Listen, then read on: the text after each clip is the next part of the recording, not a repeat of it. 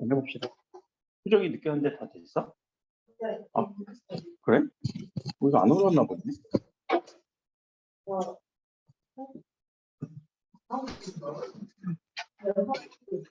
네? 나 이거 되게 어려울 줄 알고. 이거 안 어려워? 환율? 이해했니? 너도 환율에 대해서 잘 아는구나. 3번 좀 어려웠어? 3번 못 풀었어? 4번이야 뭐. 자, 그러면 한번 오늘 요 모의고사에서는 요 배경 지식 부분을 좀 강조하려고 하는 건데, 환율 얘기 지금 작년에도 그렇고 작년 수능도 그렇고 환율에 대해서 여러분들 기본적으로 좀 알고 있으면 편한데, 환율에 대해서 좀 들어본 사람, 이해하는 사람, 우리 어느 나라랑 환율 거래에 대해서 주로 얘기가 많이 해? 환율 하면 뭐야? 응. 거기 우리 원달러 환율이라고 많이 들어봤어? 원달러 환율? 그럼 이때 뭐 달러라는 화폐 기호를 쓰는 나라들은 맞지만 이때는 미국 얘기하는 거예요. 우리나라 미국 간에 환율이라고 하는 단어는 무슨 표현일까? 환율. 응? 환산 비율이에요. 요 금액이 서로 간에 어떤 식으로 서로 우리가 화폐가 다르잖아. 돈의 금액이 다르잖아. 그러니까 어떤 식으로 인정을 할지라는 것을 보는 건데, 한번 요 환율이라는 게 상당히 많이 얘기가 나오는 부분이라서 환율 한번 보고 가자.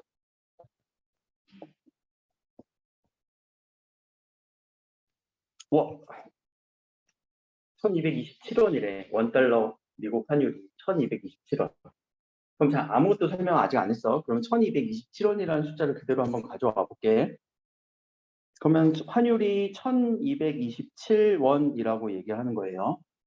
그럼 1227원이라고 할 때는 이거는 누구 나라의 돈이니? 원이라고 얘기했습니다. 그치, 우리나라. 우리나라의 이 1227원을 주면 미국에 얼마로 인정하겠다고? 맞아, 1달러야. 요거까지는 이해가 되죠? 그렇죠? 이해를 해놓으면 이건 이해를 무조건 해놔야 돼. 그러면 자, 환율이 올랐다, 환율이 내렸다 이런 얘기 많이 들어봤지. 그치? 환율이 올려볼까? 우리 환율을 올린다는 거는 지금 요 금액을 올리는 거죠. 1,300원까지 한번 올려봅시다. 그럼 1,300원 주면은 몇 달러 준다고? 1달러예요. 그러면 내려볼까? 1,000원 주면은 1달러. 요 정도까지는 이제 환율을 그대로 우리가 대용시켜서 1달러에 대한 우리가 얼마만큼 돈을 줘야 되는지에 대한 얘기죠. 그러면 지금 우리 기준 1227원에서 1,300원이 되면 1달러를 받는다라고 하는 요 가정에서 1,300원을 주니까 1달러를 주는 거는 누구의 화폐 비중이, 화폐 가치가 더 높아진 느낌이야? 1달러. 그치. 달러가 조금 더 가치가 높아진 느낌이죠. 왜냐면은 우리 돈이 뭐 이런 표현 써서 미안하지만 쓰레기가 된 거지. 더 많이 줘야 1달러를 받으시면. 그럼 반대로 가면요. 누구의 돈이 가치가 더 세진 거예요? 우리나라 돈이 더 가치가 세진 거예요. 자, 여기까지는 이해가 돼? 지금 이 얘기를 또 왜 했냐면은 러시아에서 전쟁이 일어났잖아. 러시아 루블의 가치가 어떻게 되고 있다고 했어? 들어봤어? 뉴스에서? 러시아는 루블화를 쓰고 있거든요. 루블의 가치가 올라가 떨어질 거야. 전쟁으로. 왜 떨어질까? 여러 가지가 있겠지만 러시아의 돈을 지금 받지 않기로 했어. 전 세계적으로. 전 세계적으로 러시아 돈을 이렇게 주잖아? 안 받아요. 라는 것을 국제 제재에서 동참을 했거든. 그러면 러시아 돈으로 할 수 있는 게 국제사회에서는 없어. 그럼 가치가 없어지겠어. 그렇죠? 그러면은 환율은 이런 식으로 러시아 기준으로는 떨어질 수밖에 없어. 환율이 떨어진다. 러시아 환율 한번 볼까?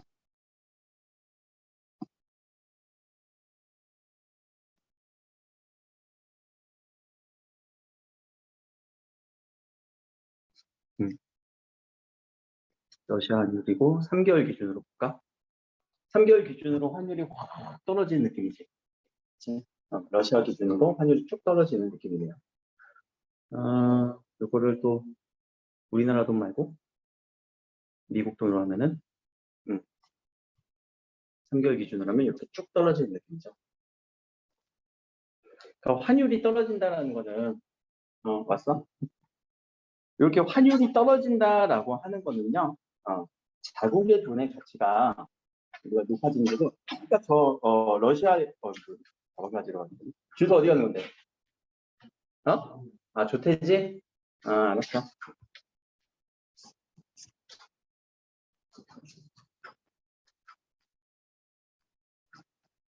기존에는 되게 비쌌던 돈을 우리나라의 돈이 가치가 높아지면요, 얼마 안 들이고 또 달러를 할 수 있는 거예요. 그렇죠? 그래서 환율의 거래들에 대해서는 좀 눈여겨볼 필요도 있고, 이 루브라 때문에 최근에 거기 러시아에서 막 맥도날드도 철수한대, KFC도 다 철수한대, 그런 얘기 들어봤어? 세계적인 프랜차이즈 기업들이 다 철수한대. 그래서 햄버거 세트 하나 사는데 40만 원 정도 줘야 된다고 하더라고. 어디서요? 러시아에서. 진짜요? 이제 못 먹는데 거기서. 아무튼 뭐 그런 막 되게 이상적인 아주 그런 상황들이 벌어지고 있어요. 자, 그럼 밑에서 한번 봅시다. 요거는 기본적으로 여러분들이 알고 있어야 돼요. 그렇죠? 환율이라고 하는 거는 우리나라 돈을 얼마 줬을 때 1달러를 받을 수 있느냐. 그래서 환율이 올라간다라는 거는 우리나라 돈의 가치가 그러면 반대로 떨어진다. 그렇죠? 환율이 내려간다는 건 우리나라 돈의 가치가 조금 상대적으로 올라간다는 거.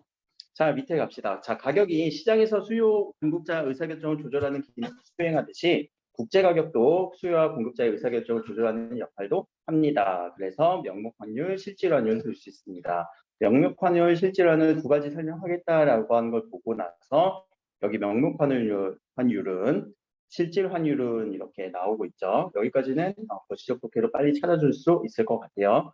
그럼 뭐 요 지문은 거의 다 읽힌 거고. 밑에 실질 환율에 대해서만 조금 더 상세 설명을 하고 있네요. 그럼 명목이란 단어부터 빨리 처리되면 좋은데, 명목이란 단어는 뭘까? 명목. 실질은 실제 뭔가 구체적인 실제적인 환율이고, 명목은요, 명목상 그냥 눈에 보이는 이라고 하는 느낌. 그래서 눈에 보이는 환율은 사이의 교환 비율입니다. 그런데 달러가 기축통화라는 단어도 여러분들 알고 있으면 좋아요. 자, 기축통화 뭐래요? 밑에 설명. 주된 교환 수단으로 쓰이는 하나의 통화. 그러면 세계적인 기축 통화는 달러. 그리고 N. 우리 일본의 엔화도 기축 통화에 들어가기도 해요. 우리나라는 아직 못 들어가고 있어. 그러니까 미국의 달러가 왜 기축 통화가 되냐면 이것도 배경 지식. 미국은 안 망한다라는 그런 심리가 있어서 그래요. 미국은 안 망해, 튼튼해.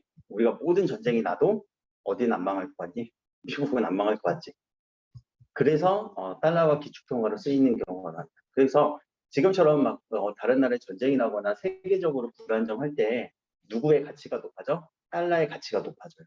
달러의 가치가 높아진다. 전 세계적 환율은 올라갈 것이다. 라는 얘기. 얼마 전까지 우리나라 환율도 1,100원이었거든요. 근데 벌써 1,200원까지 100원 정도, 10% 정도 올랐어요.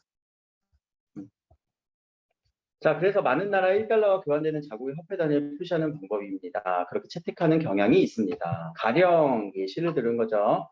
1달러가 우리나라 원화 1,000원과 교환된다면 명목 환율은 이렇게 원달러 환율로 표현이 될 겁니다. 만일 1달러와 교환되는 원화가 이렇게 된다면 이렇게 환율이 상승하는 거죠. 1,000원에서 1,100원으로 10% 정도 상승했네요. 그러면 자, 원화의 가치는 어떻게 된다고요? 원화의 가치는 하락이죠. 달러의 가치가 올라가는 거고요. 같은 원리로 하락하면 상대적으로 원화의 가치는 상승합니다. 환율이 하락하면 우리나라 돈의 가치가 조금 더 상승하는 거고, 반대로 달러의 가치가 상대적으로 좀 낮아지는 거죠. 그래서 명목 환율은요, 보여준다, 어떤 대적 가치를 보여준다는 점에서 유용하대요. 명목 환율에 대한 내용이었고요. 자, 실질 환율에 대해서 정리해 봅시다. 실질 환율은 교환 비율이래요. 그래서 외국 상품 한 단위가 교환되는 국내 상품 단위수로 표현을 하고요. 이렇게 이 원달러 실질 환율은 원달러 명목 환율과 나라의 통화 단위로 표시된 두 나라의 물건 값을 곱으로 구합니다. 자, 공식 써줘야 돼요. 그대로 원 달러라고 하는 여기는 무슨 환율? 명목 환율 곱하기 물건값, 미국 가격, 우리나라 가격. 자, 위치가 좀 바뀌었다는 게 눈에 보이죠? 그렇죠? 여기. 똑같이 곱하는 게 아니라 뭔가 역으로 곱해주는 느낌이에요. 그래야 이제 서로 약분이 되겠지. 그렇게 되면은 이것은 실질 환율이다. 3번 문제 이제 못 푸신 분들은 이 공식을 그대로 적용을 해줘야 돼서 그래요. 자, 원달러 명목 환율이 1,000원이고요. 우리나라 쌀이 1kg 값이 2,000원, 그리고 미국 쌀이 1kg 값이 1달러라고 합시다. 두 나라의 원달러 환율, 실질 환율은 이렇게 되겠네요. 자, 요거는 명목 환율, 그쵸? 그리고 1달러에 1kg였던, 그리고 우리나라에는 2,000원에 1kg였던 이 부분이 이쪽으로 그대로 들어가고 있죠. 그럼 그대로 넣어주면은 교환된다는 의미로, 쌀값이 2배구나. 0.5가 나오니까 이렇게 가격이 실질적으로 한 2배 정도 차이 나는구나. 명목 환율이라고는 우리가 보지 못하는 실제적인 환율의 차이를 볼 수 있다는 얘기예요. 자, 만일 우리나라 쌀값이 미국 쌀값보다 상승폭이 크면 우리나라 쌀값이 이게 커지니까 이 결과값은 자, 분모와 분자에서 분모가 커지면은 숫자는 점점 어떻게 되는 거니? 작아지는 거죠. 그렇죠? 그래서 원달러 실질 환율은 하락하게 됩니다. 실질 환율은 하락하게 된다. 분모가 커지니까. 자, 이것은 우리나라 쌀이 국제적인 가격 경쟁력이 하락하는 것입니다. 자, 여기서 봅시다. 우리나라 쌀값이 상승폭이 크대요. 그러면은 실질 환율은 하락하게 되겠죠. 왜? 우리나라의 그 가치가 조금 더 높아지는 거니까. 그럼 국제적으로 보면은 경쟁력이 하락한대. 왜 그럴까? 우리나라 게 조금 더 비싸지는 느낌이라서 그래요. 우리나라 기준으로.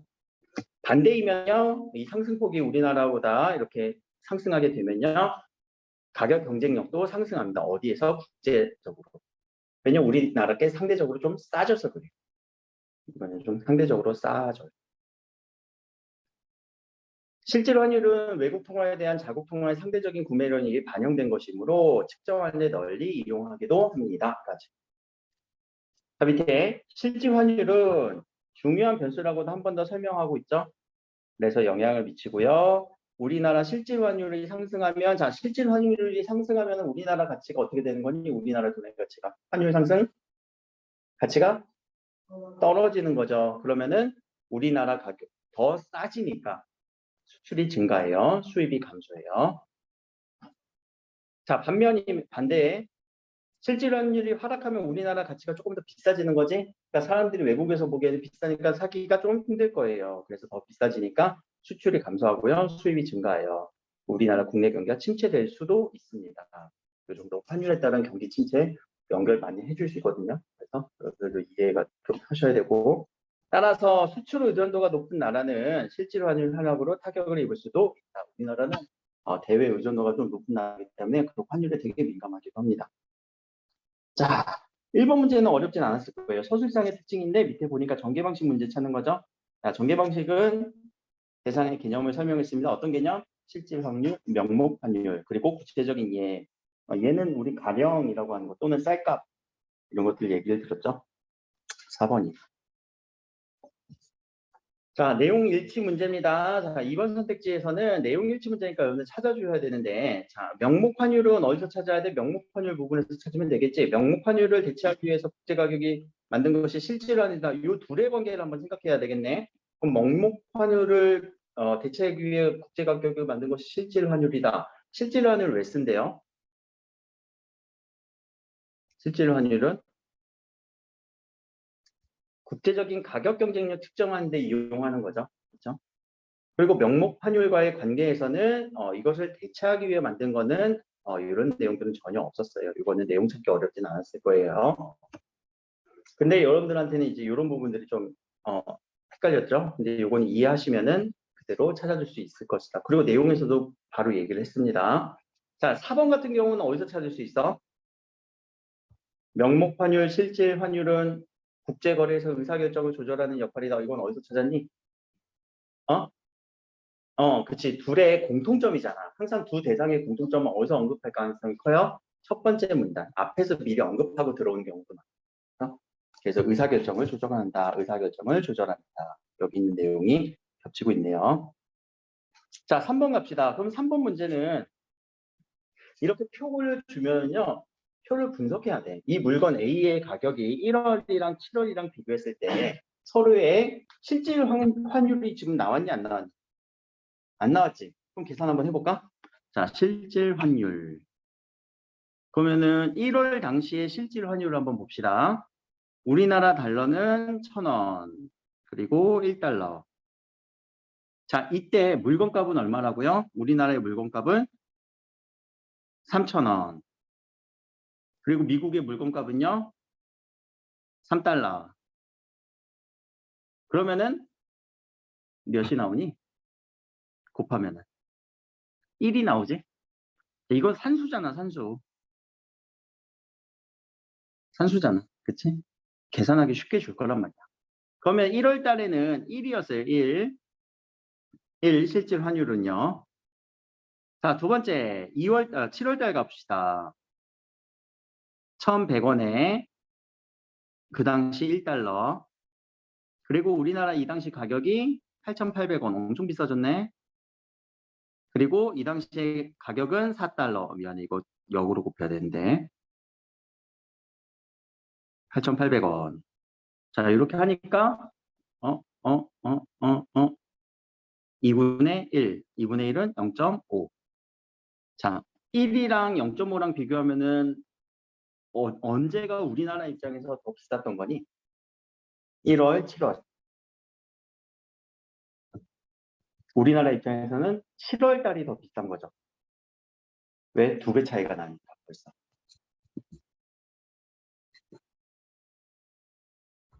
자, 계산을 해주시고 나서 그러면 1번 보면 원달러 명목환율은 달러화를 기준으로 삼고 있고, 자, 명목환율은 달러화를 기준으로 밑에다가 이렇게 배치를 하고 있잖아요.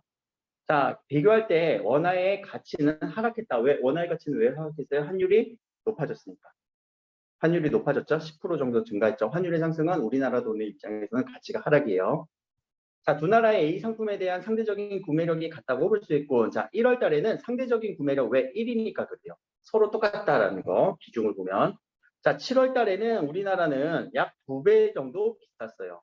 우리나라 A 상품은 왜 미국에서는 우리가 0.5로 지금 사고 있기 때문에 우리나라는 1로 사야 될 걸로 미국에서는 0.5로 사고 있잖아요. 그러면 5번이 틀렸네요. 5번은 1월과 7월을 비교할 때 우리나라 요 실질 환율은 상승했다. 실질 환율은 하락했다라고 봤죠.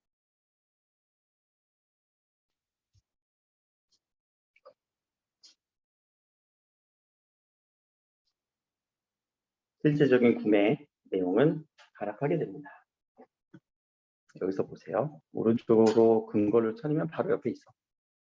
우리나라 세가보다 상승폭이 크면 이렇게 경쟁력이 미안해요. 여기가 아니네. 안녕. 실질 환율이 하락하게 된다. 우리나라 쌀값이 미국 쌀값보다 상승폭이 크면 이게 작아지니까 환율이 하락하게 된다. 실제 환율은 하락하게 된다. 이런 말이에요. 이 내용을 그대로 여기다 적용하면은 하락이라고 봐야 되겠죠. 자, 3번 이거 풀어주시면 되고요. 자, 4번에 이런 경향이 있다. 경향이라는 단어는 무슨 의미니? 경향.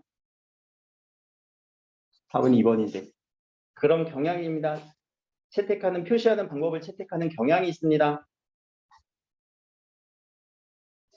경향이라는 건요. 그런 경향성, 그런 방향성, 그쪽으로 나아가려는 하는 성질이 있다라는 그런 의미예요.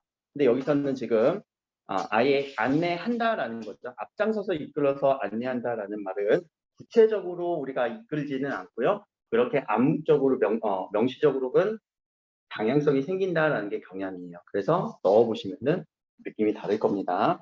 여기까지 했고 뒤에 가서 김치.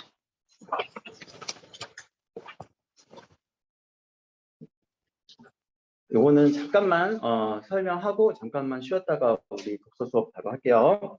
먼저 5번 선택지 같은 경우는 자, 답이 4번인데, 자, 지문에서 보면요, 윌슨이라고 하는 사람은 어떤 영역 간의 통섭을 대안으로 제시하면서 뭐를 기준으로 뭐를 통섭하려고 했어요?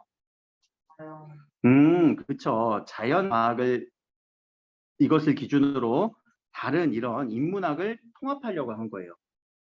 그럼 자연과 인문학을 기준으로 했을 때 이렇게 우리 관계가 좀 잡히겠죠. 그것을 환원주의라고 얘기를 했습니다. 근데 환원주의를 이렇게 얘기하다가 환원할 수 있어 라고 얘기를 하지만 인문학자들은 뭐라고 얘기를 해요? 안 돼, 그럼 안 돼, 그건 될 수가 없어 라고 서로 다른 두 견해를 제시하고 있죠.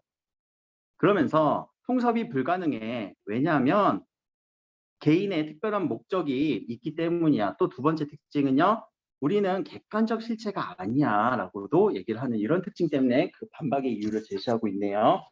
그래서 4번의 선택지들은 요 인문학자들은 물체의 낙하와 인간의 낙하를 동일하게 설명하려고 하지 않아요. 왜? 의도와 목적이 있기 때문이다라는 거죠. 여기서는 지금 번지 점프에 대한 얘기를 했습니다. 자, 4번 선택지가 그래서 틀렸어요.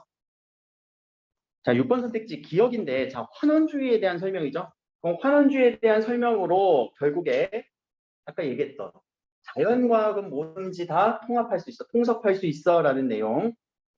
답은 4번이죠.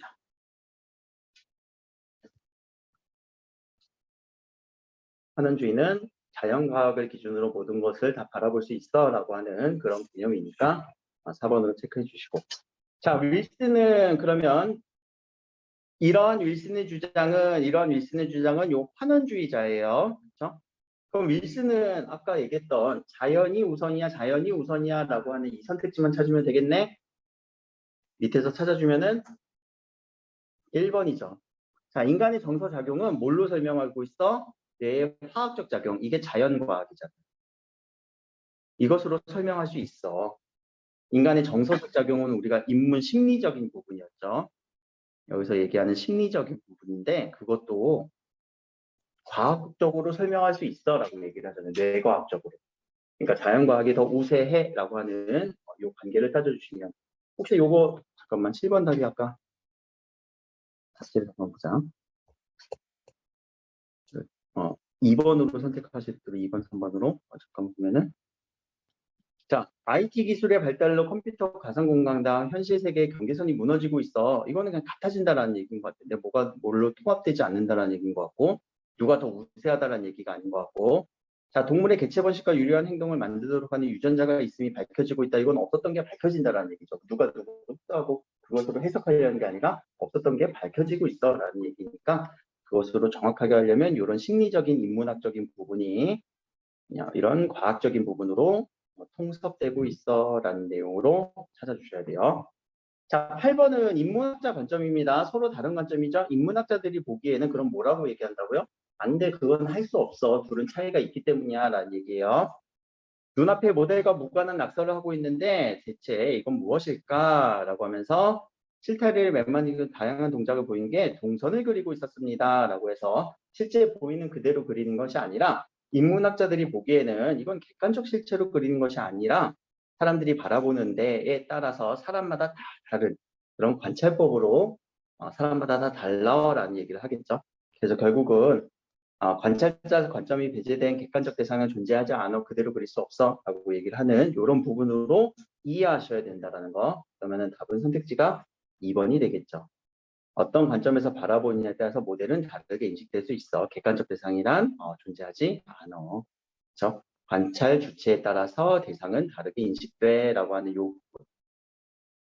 이 부분을 연결해서 문제를 풀어주셨으면 가능했을 거예요. 이 질문은 생각보다 어렵진 않으니까 비교 대조만 해주시면은 그리고 인문이랑 과학이다 보니까 완벽하게 좀 달랐죠. 그래서 여러분들 듣기에는 어렵진 않으셨을 거예요. 앞부분 경제에 대한 지문은 꼭 환율에 대해서 공부하셔야 된다라는 거. 일단은 여기까지 하고요. 잠깐만 쉬었다가 5분 정도 쉴게요.